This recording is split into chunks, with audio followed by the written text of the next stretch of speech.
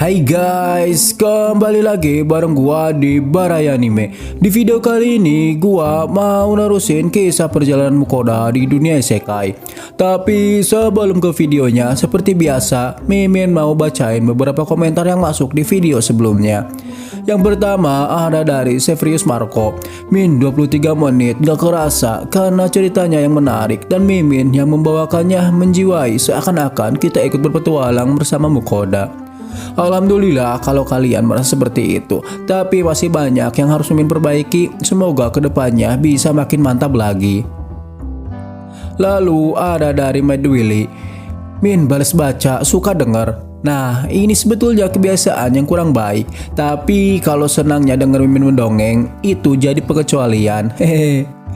Selanjutnya ada dari Ujang Cadas. Tambahin durasinya Min. Siap Kang Ujang, tapi tergantung situasi dan kondisi juga ya. Mimin tak bisa janji. Yang terakhir dari Azka Ladrik. Hebat Min, uploadnya cepat. Semangat bang, cepet-cepet upload. Saya penunggu setia. Sebelumnya, Mimin mau ucapin rasa terima kasih kepada viewer setia Mimin yang udah pada setia nungguin.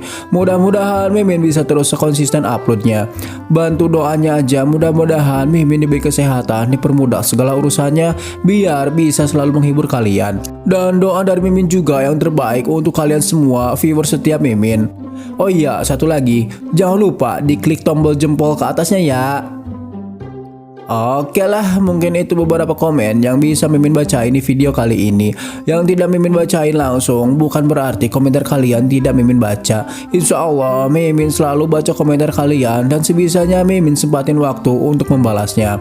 Dan tanpa lama-lama lagi, kita langsung gaskan ke videonya. Volume 6 chapter ketiga, menuju ke Denyen. Scene dimulai setelah Mukoda menunjukkan kartu kuil petualangnya kepada penjaga gerbang Denyen. Sebenarnya saat ini Erlan bukanlah seorang petualang. Jadi ia menunjukkan kepada si petugas kartu Denyen yang didapatnya pada saat pendaftaran. Setiap kali seseorang yang bukan petualang ingin memasuki Denyen, mereka akan diberi kartu khusus pada saat pendaftaran di base camp. Mukoda bersama ketiga familiarnya dan satu orang yang tidak diundang mulai memasuki Denyen Eveling. Suasana di sana sangat klasik, dikelilingi batu-batu. Di sini Mukoda kebingungan, kok bisa dinding yang tidak ada celah sama sekali, tapi kok di dalam sana terlihat sangat terang. Kemudian Mukoda membangunkan Sui yang tertidur sejak tadi. Sui, kita sudah ada di dalam Denyen. Mendengar itu, Sui langsung melompat dari tas Mukoda. Denyen, Denyen. Sui kegirangan setelah menampakkan tubuhnya di Denyen. Sepertinya musuh berlevel lemah mulai menampakkan batang hidungnya. Ayo cepat bergegas pergi ke depan, kata Vel yang bisa mengetahui dengan merasakan kehadirannya. Sejak Erlan bergabung dengan parti Mukoda, Vel berbicara lewat telepati. Erlan sebenarnya sudah tahu jika Vel dapat berbicara menggunakan bahasa manusia. Namun karena di dalam Denyen banyak orang lain, jadi untuk sementara Vel berbicara hanya lewat telepati.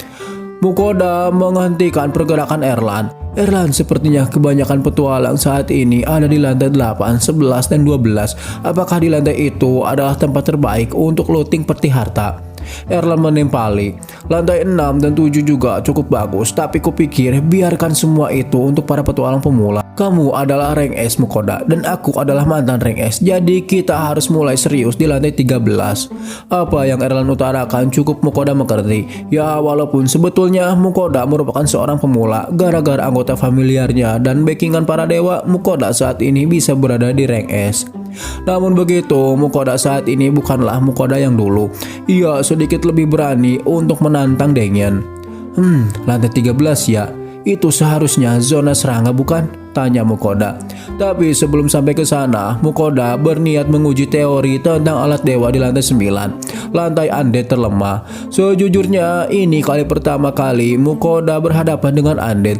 Jadi saya ingin membiasakan diri di lantai 9 sebelum melawan undead di level 18. Dan juga aku punya tombak yang baru pertama kali digunakan kali ini. Jadi aku ingin mengujinya dulu di lantai 8 sebelum bertemu dengan undead di lantai 9, kata Mukoda. Erlan berkata, tentu saja itu tidak masalah. Untuk Vel sendiri, ia merasakan di lantai 8 dan 9 merupakan monster tingkat lemah. Tetapi, baiklah aku akan menurut, kata Vel. Vel meminta Mukoda naik ke punggungnya untuk mempersingkat perjalanan mereka menuju lantai 8 dan 9. Tapi Vel, Erlan gimana? Oh iya, Sui bisakah kau memberi Erlan tumpangan? Tanya Mukoda. Ya, baiklah, Sui menjawab. Sembari membesarkan tubuhnya, kemudian menarik Erlan ke tubuhnya. Melihat slime berubah menjadi seukuran Vel, membuat Erlan kaget. Astagfirullahaladzim.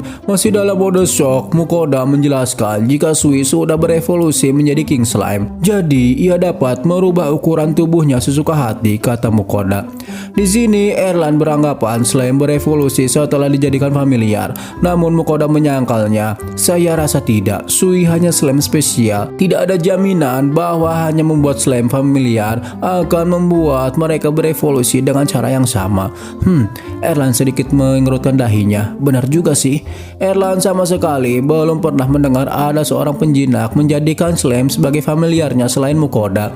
Karena di dunia ini, slime diperlakukan sebagai yang terlemah dari yang terlemah. Kebayang gak tuh, udah mah lemah dari yang terlemah. Bisa dikatakan lemah kuadrat. Mereka bergerak begitu sangat cepat dengan Vel berlari di depan. Vel mulai memberikan pelindung kepada anggota partinya. Seperti diketahui, lantai 1 sampai ke 3 dihuni oleh monster tikus besar dan kelelawar raksasa. Dan dari lantai 4 seterusnya para goblin mulai bermunculan.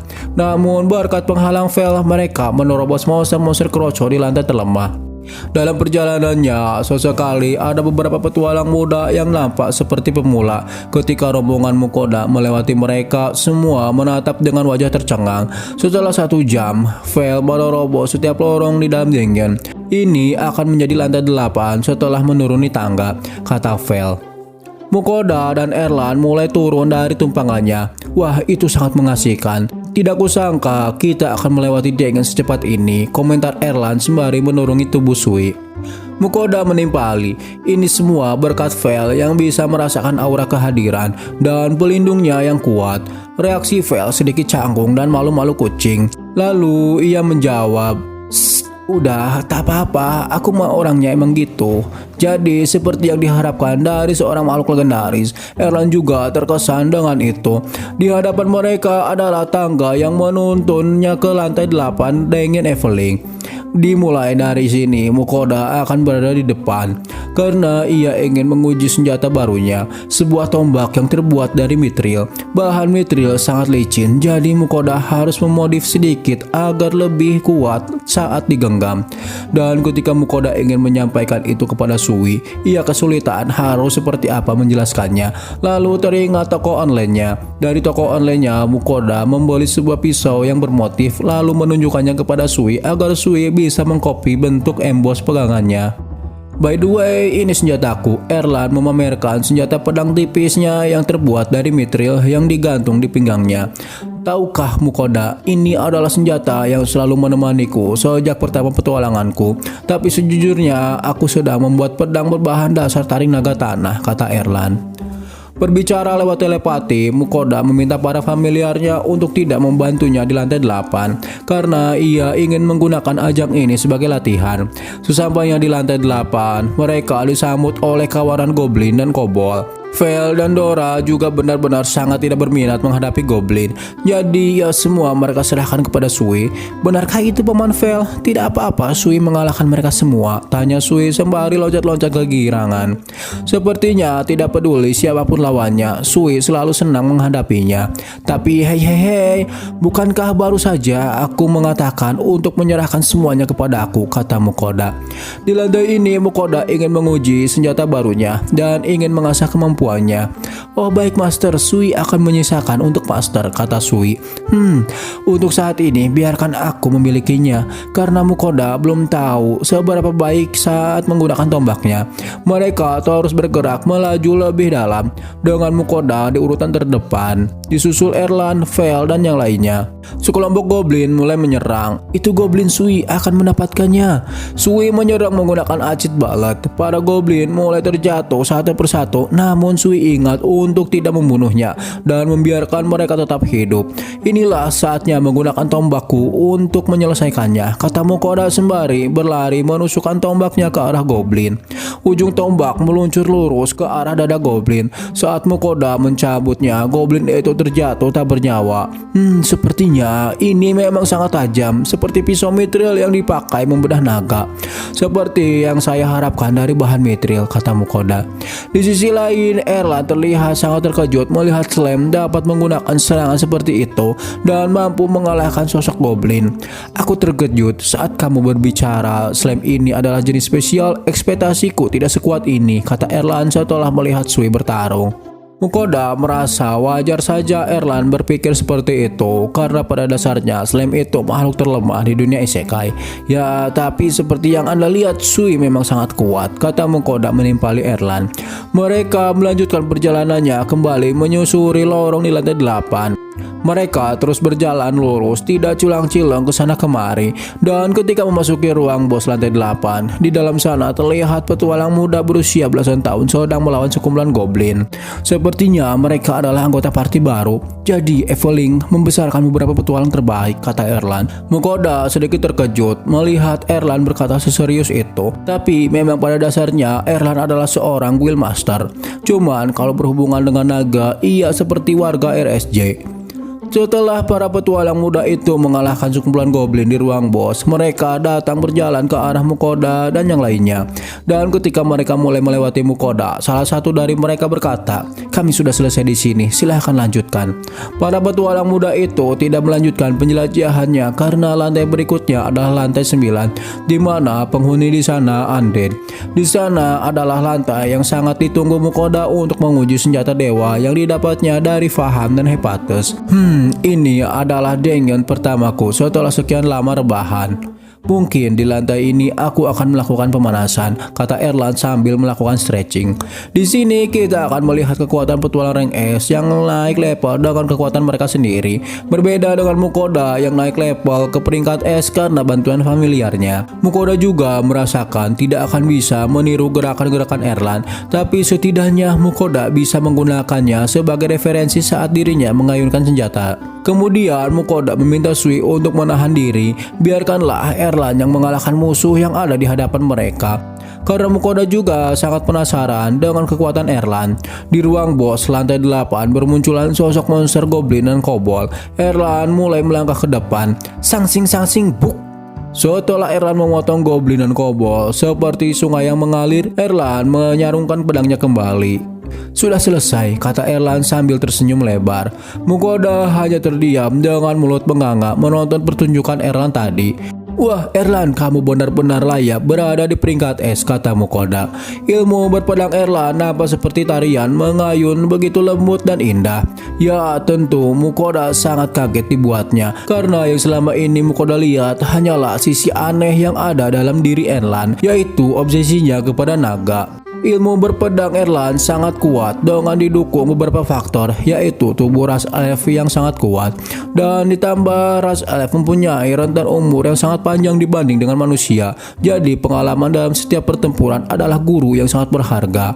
Untuk saat ini, Vel dan Dora hanya menjadi penonton di bangku cadangan. Tadinya Mukoda ingin meniru dan mempelajari gaya bertarung Erlan, namun setelah tidak ada yang bisa Mukoda ambil, bukan ilmu bertarung Erlan yang lemah, tapi karena Mukoda tidak bisa mengikutinya. Setelah seluruh monster beserta isinya di lantai 8 sudah di-clear, Mukoda bersama anggota partinya mulai melangkah ke lantai berikutnya. Di lantai 9 ini, Mukoda akan menguji senjata yang didapatnya dari Fahan dan Hepatus. Hal terpenting di lantai berikutnya adalah fokus kepada kecepatan dan melewati semuanya. Harap berhati-hati agar tidak ketinggalan, kata Erlan yang serius. Erlan berniat untuk melewati musuh yang ada di lantai 9, tapi Mukoda tidak ingin melakukan itu. Tidak, aku juga ingin melawan undead. Sebenarnya aku punya ini. Mukoda menunjukkan si penyegel suci kepada Erlan. Ini adalah segel suci versi terkuat dari yang dipunya bangunan suci. Mendengar itu, Erlan terlihat sangat shock. Hah, kamu mendapatkan barang ini dari mana? Tanya Erlan. Tentu saja Erlan akan sangat terkejut karena yang dimiliki bangunan suci di dekat Eveling hanyalah salinan yang asli tersimpan dan dijaga ketat di Gedung Putih Rubanov. Itu mungkin seperti harta nasional dan Mukoda baru saja mengatakan alat itu versi yang terkuat. Namun Mukoda tidak memberitahu yang sebenarnya karena mungkin Erlan juga tidak akan percaya kalau alat itu diberikan langsung oleh dewa. Yang jelas Mukoda mempunyai alat yang bisa mengalahkan Undead, tapi ia juga ingin menguji kekuatannya di sini melawan Undead terlemah. Jadi ketika aku menstapel senjata atau apapun itu dengan alat ini, maka serangan yang dihasilkan bisa membunuh Undead dan efek yang dihasilkan bisa bertahan lama. Mukoda menjelaskan kepada Erlan sama persis dengan apa yang dikatakan Vahan dan Hephaestus. Tidak mungkin, wait. Memang benar efeknya lebih kuat dari apa yang dipunya Gedung Suci, tapi ini terlalu berbeda. Dengan senjata atau apapun itu, asalkan distempel pakai ini, serangannya dapat memusnahkan Undead. Tanya Erlan sembari berteriak di hadapan wajah Mukoda. Bisa dimengerti dengan reaksi Erlan seperti ini. Ya, karena alat ini diciptakan langsung oleh para dewa. Mukoda pun memuji Vahan dan Hephaestus. Hei Erlan, terkejut boleh, tapi itu mulutmu terlalu dekat membuatku kehujanan, kata Mukoda. Oh maaf, Erlan mulai sedikit lebih tenang. Kemudian ia berkata, Mukoda-san, kamu memiliki sesuatu yang bisa membahayakan keberadaan Undead. Bukan hanya itu, efeknya juga sangat besar dan cara penggunaannya juga mudah. Ini adalah harta yang lebih dari harta nasional. Kemudian Mukoda meminta Erlan untuk merahasiakannya dari semua orang. Tentu saja saya terlalu takut untuk memberitahu orang lain kalau salah satu orang memiliki sesuatu yang lebih berharga dari harta nasional manapun, kata Erlan. Erlan dibuat kehabisan pikir tentang profil Mukoda, menjadikan vendor hewan kontraknya, menemukan pedang sihir Kalabok, dan sekarang penyegel suci yang tidak boleh dipegang oleh orang sembarangan. Sebenarnya orang seperti apa kamu Mukoda? Tanya Erlan. Apalagi kalau si Erlan tahu Mukoda mempunyai hubungan baik dengan para dewa. Saya hanya petualang biasa dan pernah bekerja di kantoran, jawab Mukoda. Petualang biasa katamu, seolah-olah kamu sedang merendah di hadapanku, kata Erlan jengkel karena tidak mendapat jawaban yang memuaskan. Untuk mempersingkat waktu, Mukoda mulai menempelkan segel itu kepada tubuh Vel, Sui, dan Dora untuk dirinya sendiri, dan Erlan mereka menempelkan stempel itu di dalam senjatanya. Sebelum memulai pertempuran di lantai 9, Erlan ingin menenangkan suasana hatinya karena hanya dalam beberapa waktu saja ia begitu banyak mendapat surprise. Lalu ia menatap Dora. Biarkan aku memelukmu supaya aku merasa lebih tenang, kata Erlan sambil membuka kedua tangannya. Apa-apaan ini? Menjauhlah dariku. Aku bukan tipe hewan murahan yang bisa dipeluk ke sembarang orang, kata Dora sambil membuat jarak dengan Erlan. Karena hal itu terlihat Erlan menjadi sangat bersedih. Mukoda sedikit bernegosiasi dengan Dora. Dora, aku tidak akan membiarkan Erlan memelukmu, tapi biarkanlah dia menyentuhmu sedikit agar Erlan merasa senang. Karena kita akan membutuhkan bantuannya untuk membedah naga merah. Nanti aku akan mentraktirmu puding, kata Mukoda. Karena disogok dengan puding, akhirnya Dora mengizinkan Erlan menyentuh bagian tubuhnya. Erlan pun kembali ceria dibuatnya. Sepertinya aku harus menjadikan naga sebagai hewan kontrakku, kata Erlan. Sebelum stempel itu dicoba kepada hewan kontraknya, di sini Mukoda mencoba ke tubuhnya sendiri. Ia mulai menempelkan stempel itu di bagian atas telapak tangannya. Dari tempat di mana stempel itu nempel terasa panas, namun tidak ada sesuatu buruk yang terjadi selanjutnya. Jadi itu akan baik-baik saja, kata Mukoda sembari menempelkan stempel itu ke bagian tubuh para familiarnya. Jadi sekarang aku bisa memusnahkan Undead sesuka hatiku, kata Vel. Ternyata monster sekelas Vel saja sangat kesal ketika musuh yang dihadapinya adalah Undead. Setelah itu, Dora dan Sui, mereka juga sangat bersemangat ingin segera memulai pertempuran dengan musuh yang bisa dikatakan sangat menyebalkan. Untuk Mukoda dan Erlan, stempel ditempel di bagian tangan mereka di mana mereka mengeluarkan sihir dan di senjata mereka. Musuh pertama yang mereka hadapi adalah 3 ekor zombie. Mereka berjalan dengan kaki tertatih dengan kondisi tubuh yang busuk khasnya para zombie di film-film. Lalu tercium bau menyengat di ruangan itu. Mukoda bahkan Vel sekalipun merasa enak dengan bau itu. Bau zombie merupakan skill pasif mereka. Saat melawan zombie, peraturan dasarnya adalah bernapas melalui mulut. Sekarang cepat kita singkirkan sumber bau ini, kata Erlan kepada Mukoda dan yang lainnya. Sui menyerang zombie itu terlebih dahulu menggunakan serangan acid bullet dan membuat lubang hitam di antara perutnya. Setelah menerima serangan Sui, zombie itu pun terjatuh ke lantai lalu menghilang diserap oleh Dengyan. Oh, ternyata itu berhasil, kata Mukoda. Sebetulnya setelah mendengar kekuatan stempel ini dari Mukoda, Erlan setengah tidak percaya. Namun setelah melihat secara langsung efeknya, membuat Erlan tidak mempunyai alasan lagi untuk takut kepada undead. Musuh berikutnya yang muncul adalah sosok Rangka. Saat ini yang menyerang sosok Rangka itu adalah Vel. Di sini Vel tidak menggunakan serangan sihir. Ia hanya menekelnya menggunakan kaki kuatnya. Dalam sekejap, kerangka-kerangka itu terhempas sangat jauh. Meski itu hanya serangan fisik biasa, namun cukup mampu membuat tulang-tulang itu keropos.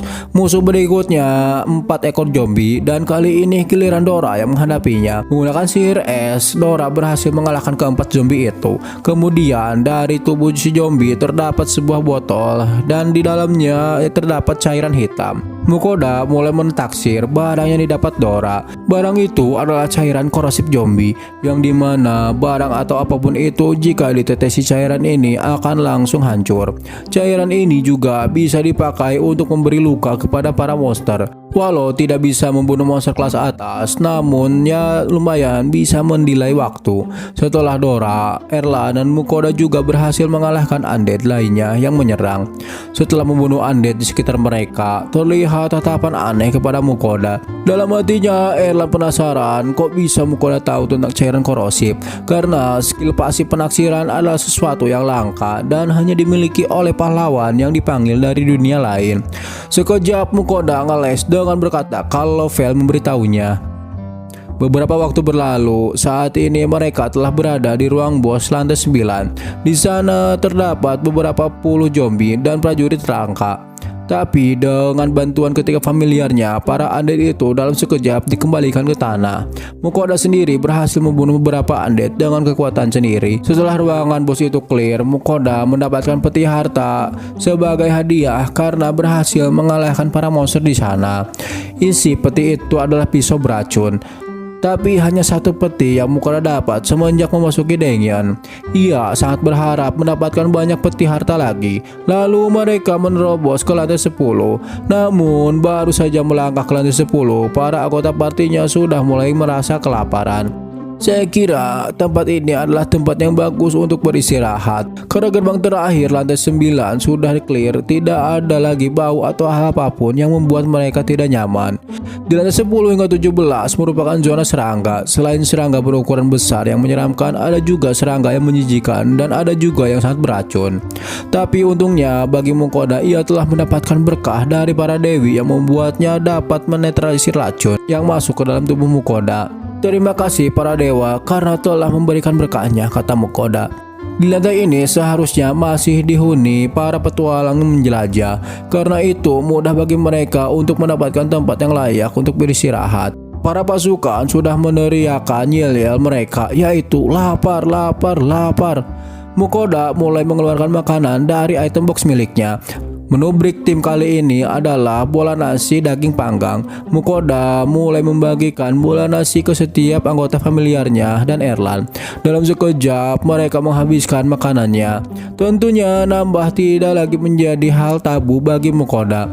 Untung saja Mukoda membuat perbekalan penjelajahan Dengyan kali ini sangat banyak. Dan setelah selesai break tim, Mukoda bersama anggota partinya mulai berjalan memasuki lantai 10 yang lebih dalam. Menurut Erlan, di lantai 10 ini dihuni oleh ulat putih dan abu-abu. Dan item drop yang dijatuhkan oleh ulat ini lumayan cukup mahal. Di lantai ini masih dihuni oleh monster lemah. Vel menyerahkan tugas ini kepada Dora dan Sui. Sedangkan dirinya terus memantau jikalau ada ranjau. Seperti yang diceritakan oleh Nadia, akan banyak ranjau mulai dari lantai 10. Dengan semua kerjasama yang terjalin, mereka dengan cepat menyelesaikan ruangan bos lantai 10. Di ruangan bos ini banyak ulat putih dan abu-abu yang menggeliat. Sekitar separuh ruangan terkubur di dalamnya. Dora dan Sui menyerang dan menyelesaikan dalam sekejap. Lalu setelah mengambil item drop yang jumlahnya tidak sedikit, mereka pun pindah ke lantai 11. Monster pertama yang menghadang mereka di lantai 11 adalah seekor semut hitam raksasa panjangnya hampir 1 meter. Para petualang sering menyebutnya dengan semut pembunuh. Dari mulut si semut mulai mengeluarkan suara berdesis yang sangat keras. Semut pembunuh merupakan monster peringkat D. Bagaimanapun mereka tidak terlalu kuat secara individu, tetapi kawanan mereka sangat besar.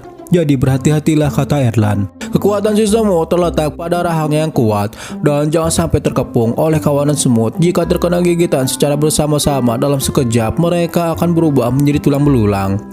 Kemudian 10 kawanan semut hitam mulai berkumpul menghadang pergerakan Mukoda dan tim partinya. Strategi yang digunakan untuk melawan kawanan semut ini yaitu harus secepatnya membunuh satu persatu si semut. Jangan sampai kawanan mereka mengepung. Kemudian Dora terbang mendekati kawanan semut itu. Ia lalu mengeluarkan sihir petirnya menyerang kawanan semut. Dar! Serangan itu merupakan serangan AOE yang membuat kawanan si semut mati. Easy sekali, kata Dora. Item drop yang didapat Mukoda dari kawanan semut ini adalah rahang si semut yang sangat kuat dan berharga sebagai bahan dasar membuat pisau. Selain pisau itu memiliki ketajaman dan lebih keras dari besi, perawatannya juga sangat mudah karena rahang semut tidak berkarat. Mungkin akan sangat bagus kalau Sui mengolahnya menjadi sebuah pisau dapur karena pisau mithril ini sangat mencolok, kata Mukoda.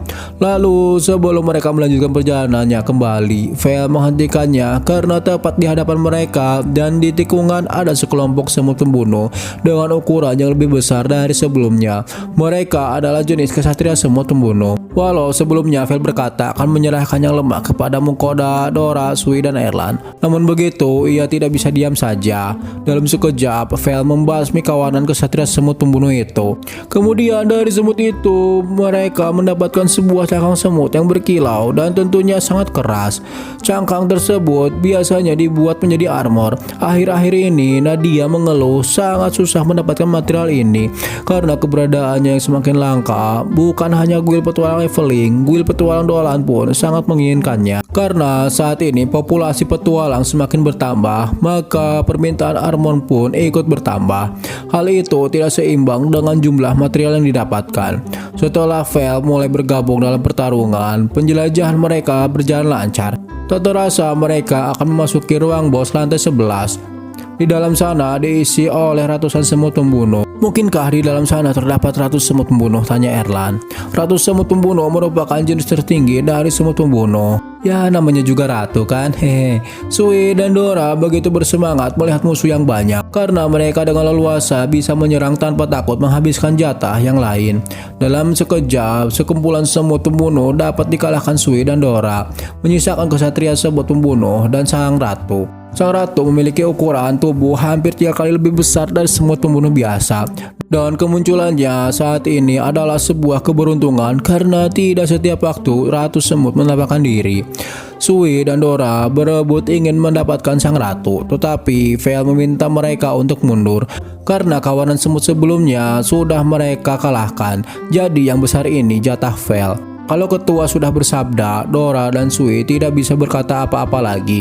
Vel mulai berjalan ke depan menggunakan jurus Rending Claws. Serangan itu dapat memotong ratu sekaligus para penjaganya. Selalu seperti itu. Musuh kalah dalam sekejap, kata Mukoda. Item drop yang dijatuhkan si ratu adalah sebuah permata yang sangat berkilau, berbentuk oval. Biasanya material ini dibuat menjadi sebuah perhiasan sangat populer di kalangan para bangsawan. Setelah mengambil item drop lainnya, mereka pindah ke lantai 12. Lantai 12 menjadi tuan rumah bagi monster belalang setinggi 2 meter. Namun lagi-lagi Dora dan Sui menjadi garda terdepan membasmi para monster yang menghadang. Mukoda meminta mereka untuk menyisakan beberapa monster agar Mukoda dapat naik level. Setelah para kroco dikalahkan, Mukoda dan Erlan mulai mengambil item drop dari belakang. Di ruang bos juga dihuni sekumpulan belalang sembah, namun Dora dan Sui menyelesaikannya dengan sangat cepat. Berkat semuanya, saat ini mereka berada di level 13, di mana di lantai ini dihuni oleh lebah pembunuh. Vel dan Sui menunjukkan wajah tidak senang karena bunyi berdengung yang dikeluarkan oleh si lebah membuatnya kesal. Lebah pembunuh mempunyai racun yang sangat mematikan. Meski para familiarnya sangat kuat, tapi mereka harus tetap waspada. Sementara Mukoda dan Erlan sedang mengobrol, Vel, Sui, dan Dora memulai serangannya. Tepat ketika Dora mengeluarkan serangan nafas api, membuat Mukoda kaget, apalagi si Erlan, hingga matanya hampir keluar dari kepala.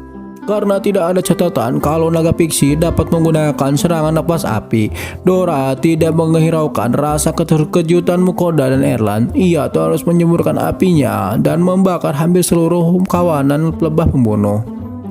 Jadi Dora, kau bisa menggunakan serangan napas api? Tanya Mukoda lewat telepati. Mukoda menjawab, hanya spesies naga besar saja yang bisa menyemburkan api. Aku hanya menggunakan sihir api, tetapi membuatnya terlihat seperti serangan napas api.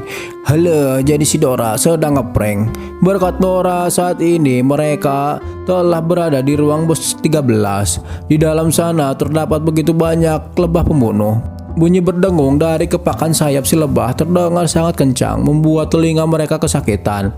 Yang dapat mereka lakukan adalah mengurangi populasi si lebah agar suara berdengung berkurang. Dora mulai bergerak menembakkan sihir apinya ke arah kawanan lebah pembunuh. Hai, aku hampir selesai di sini. Bisakah aku membakar sarang besar bodoh ini? Dora bertanya lewat telepati. Tidak, Sui yang akan melakukannya, kata Sui terlihat kesal karena tidak mendapatkan panggung di penjelajahan dingin ini. Tapi kan lebih mudah membakar mereka semua, Dora menimpali. Mukoda melerai perebutan musuh yang dilakukan Dora dan Sui. Mukoda meminta Dora untuk mundur. Kasihan Sui dari tadi kebagian yang kecil-kecil. Mendengar perintah atasannya, Dora pun mundur dengan wajah kesal. Mukoda lalu meminta Sui untuk berterima kasih kepada Dora. Sui pun menuruti Mukoda dan mengucapkan terima kasih kepada Dora, membuat Dora sedikit malu. Sui merubah ukuran tubuhnya menjadi lebih besar dari yang sekarang. Setelah sarang tertutup dan tenggelam di dalam tubuhnya, kemudian Sui mengeluarkan cairan asam yang membuat lebah dan berikut sarang-sarangnya meleleh dan menghilang. Ruangan bos itu lebih banyak memberi mereka item drop seperti penyengat racun dan sayap lebah sebagai bahan dasar pembuatan obat. Selain material yang banyak yang dapat Mukoda juga mendapat royal jelly dari sarang lebah, kurang lebih seperti madu. Setelah selesai di lantai 13, mereka mulai melanjutkan ke lantai 14, di mana di lantai ini dihuni oleh laba-laba beracun. Namun lagi-lagi Dora dan Sui bersaing siapa yang paling banyak membasmi monster-monster ini. Di belakang, Mukoda, Erlan, dan Vel berjalan santai sambil mengambil material yang terjatuh dari monster-monster yang mati. Karena jumlahnya yang banyak, Mukoda memberi Dora dan Sui tas ajaib. Jadi setelah mereka mengalahkan para monster itu, item drop bisa langsung diambil. Setelah populasi monster di sana habis, Dora dan Sui mengeluh. Mereka sudah kehabisan energi dan sangat lapar. Bukan hanya Dora dan Sui, Mukoda, Vel, dan Erlan pun sudah merasakan lapar. Vel kemudian membawa mereka ke tempat yang aman, di mana di tempat itu terdapat 2 manusia, 1 kurcaci dan 1 ras elf. Ini adalah kali pertama Mukoda melihat kembali petualang setelah di lantai 10. Di dalam ruang yang sempit, suara bisikan para petualang itu menggema. Bukankah itu Guildmaster Kota Dolan? Kata salah satu petualang di sana. Oh, saya mengenali kamu. Kamu Ark, petualang rank A, kata Erlan sambil menghampiri mereka. Nampaknya salah satu petualang di sana adalah kenalan Erlan. Dan petualangan Mukoda and Friend gua cukupkan dulu sampai di sini.